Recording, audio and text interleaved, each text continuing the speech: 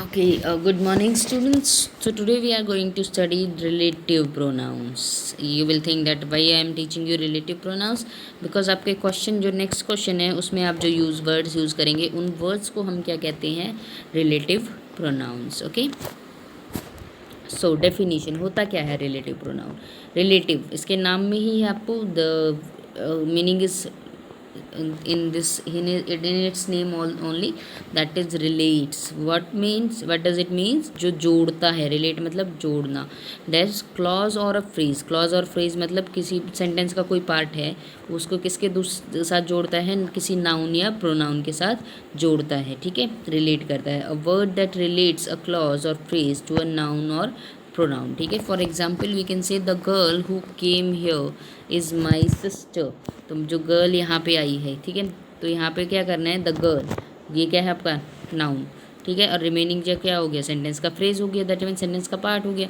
ठीक है, इन दोनों को जोड़ा किसने है, हु. तो यहाँ पे हु क्या हो जाएगा आपका रिलेटिव प्रोनाउन. ठीक है, the girl who came here is my sister. जो गर्ल यहाँ आई थी वो मेरी सिस्टर थी. ठीक है, तो फर्स्ट आपका क्या है, हु का यूज़ किस लिए करते हैं. Who refers to a person. Who जो है वो पर्सन को रेफर्स करता है. It is use as a verb subject. ये क्या करता है, वर्ब के सब्जेक्ट के तौर पे यूज़ करता है. Like the old lady who was living in my house died yesterday.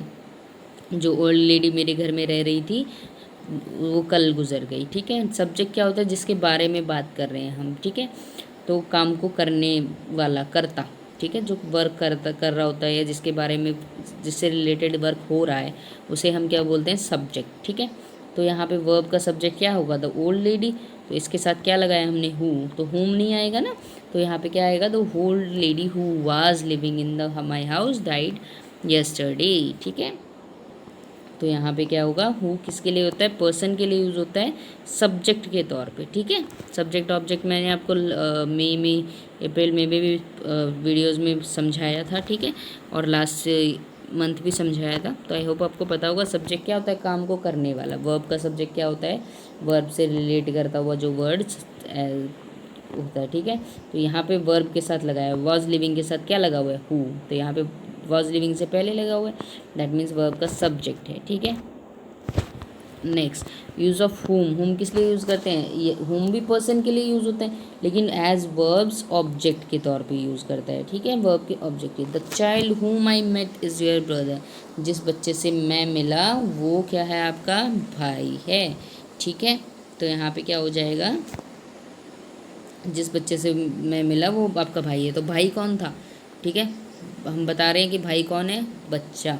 Answer क्या आ रहा है, ऑब्जेक्ट. आंसर होता है हमेशा ऑब्जेक्ट. तो यहाँ पे क्या होता है, हुम आई मेट द चाइल्ड. आप इतना याद रखिए कि हु और हुम किस लिए यूज़ होते हैं, एज अ पर्सन यूज़ होते हैं. आपको ज़्यादा डीपली जाने की ज़रूरत नहीं है, वो आप सीनियर क्लासेस में रीड कर पढ़ लीजिएगा.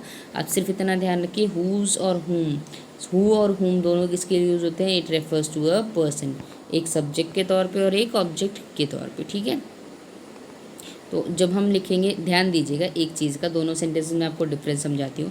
देखिए, हु के बाद क्या आ रहा है, डायरेक्ट आपकी वर्ब्स आ रही है, हेल्पिंग वर्ब एंड वर्ब. ठीक है, लेकिन जब आप हुम लिख रहे हैं तो हुम के बाद आपका क्या आ रहा है, यहाँ पे एक प्रोनाउन आ रहा है, आई. यहाँ पहले भी नाउन है और दूसरे तो बाद में भी क्या है, प्रोनाउन. तो इसलिए याद रखिएगा, इतना सिंपल है आपका कि हु के बाद क्या आएगा, वर्ब आएगी, और हुम के बाद क्या आएगा आपका, प्रोनाउन या फिर नाउन आएगा. ठीक है, इससे आपको कन्फ्यूजन नहीं होगा. ठीक है, समझ गए होंगे आप. Next, this also refers to a person but to show possession.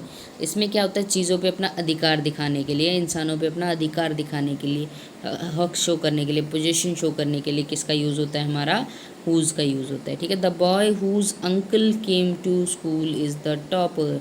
वो लड़का जिसका अंकल आया था, रिलेशन शो कर दिया ना, किसका अंकल था, वो बॉय का. तो रिलेशन शो करने के लिए आप क्या किसका यूज़ करेंगे, हुज का. ठीक है, दो चीज़ों या दो इंसानों के बीच, दो इंसानों के बीच में, या एक इंसान का किसी चीज़ से रिलेशन. ठीक है, the boy whose toy is kept here is coming to take it. अगर जिसका खिलौना यहाँ रखा है वो वापस आ रहा है. हुज का भी मतलब होता है जिसका. ठीक है, द बॉय हुज टॉय, तो टॉय खिलौना किसका है, बॉय का. खिलौने का रिलेशन किसके साथ दिखा दिया, बॉय का. पोजीशन दिखा दिया ना, अधिकार. तो यहाँ पे क्या हो जाएगा, किसका यूज़ करेंगे हम, हु का यूज़ करेंगे, हुज़ का यूज़ करेंगे, सॉरी। ठीक है, तो तीनों में डिफरेंस आपको समझ आया।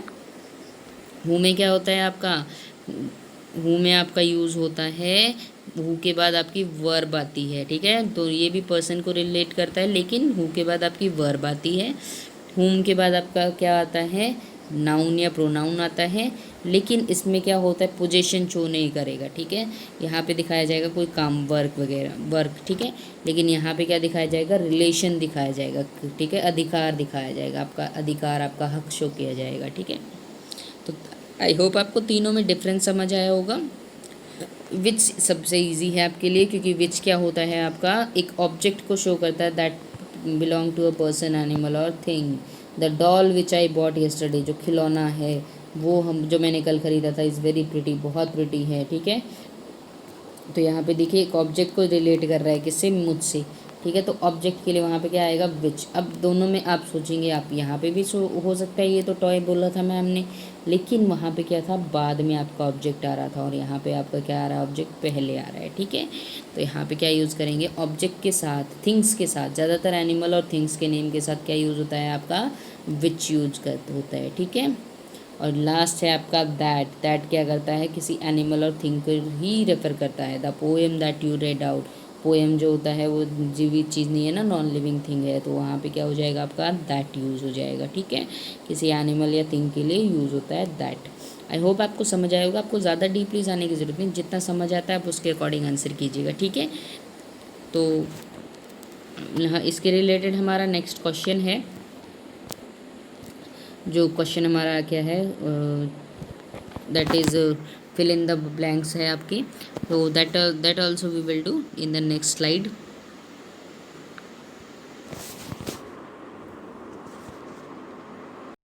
So students, just now what I told you about the use of whose, who, which, that and whom, right? So according to that we have to fill in the blanks, fill in these blanks and complete the sentences.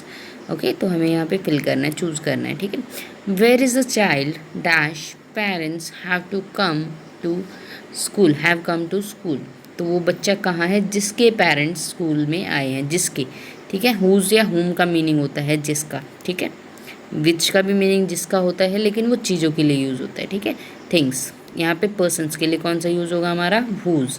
ठीक है, तो यहाँ पे क्या आ जाएगा आपका who's. Second thing क्या है, पोजीशन शो कर रहा है, चाइल्ड किसके पेरेंट्स, चाइल्ड के पेरेंट्स, चाइल्ड पे पोजीशन शो कर रहा है किसका, पेरेंट्स का। अधिकार किसका है बच्चे पे, पेरेंट्स का, तो इसीलिए क्या हो जाएगा वहाँ पे, हुज़। ठीक है, तो यहाँ पे क्या लिखेंगे आप, हुज़। ठीक है, यहाँ पे आप लिखेंगे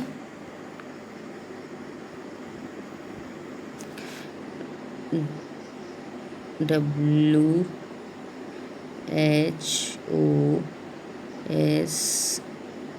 ओके, हुज़। ठीक है, नेक्स्ट है आपका, I saw many houses which were, houses घर आ गया चीज़ों का, और चीज़ों के लिए हम क्या यूज़ करते हैं, विच, हुज़ और हु में से विच। थिंग्स के लिए क्या यूज़ होता है हमारा,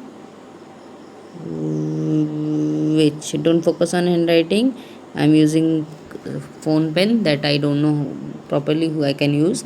ठीक है, तो विच। ठीक, मैथमेटिक्स, अगेन क्या आ गई आपकी चीज़, थिंग्स आ गई ना, और थिंग्स में आपका क्या हो रहा है, ऑब्जेक्ट रिलेट शो कर रहा है, सब्जेक्ट से रिलेट कर रहा है मैथमेटिक्स। ठीक है, मैथमेटिक्स क्या हो गया आपका, ऑब्जेक्ट हो गया जो सब्जेक्ट से रिलेट कर रहा है, तो यहाँ पे क्या यूज़ हो जाएगा आपका, which. Mathematics, which is my favourite subject, is so interesting. The poem that you read out, the poem जो आपने पढ़ी है वो क्या होगी, दैट। एक देखिए यहाँ पे दो चीज़ों के नाम थे, सब्जेक्ट और वो, यहाँ पे लेकिन रीडिंग की है, प्रैक्टिस होती है। ठीक है, तो वहाँ पे क्या आ जाएगा, दैट। ठीक है, बाकी के तीनों आप खुद करेंगे, फर्स्ट 4 मैंने आपको कंप्लीट करवा दिया है, बाकी के 3 आप खुद करेंगे, you will do it by yourself, other 3, और इन 3 का आंसर मैं आपसे नेक्स्ट पार्ट में पूछूंगी। ठीक है, I am giving you 2 minutes, आप ये 3 करेंगे और 3 का आंसर्स मुझे देंगे। ठीक है, okay, you have to complete it by yourself.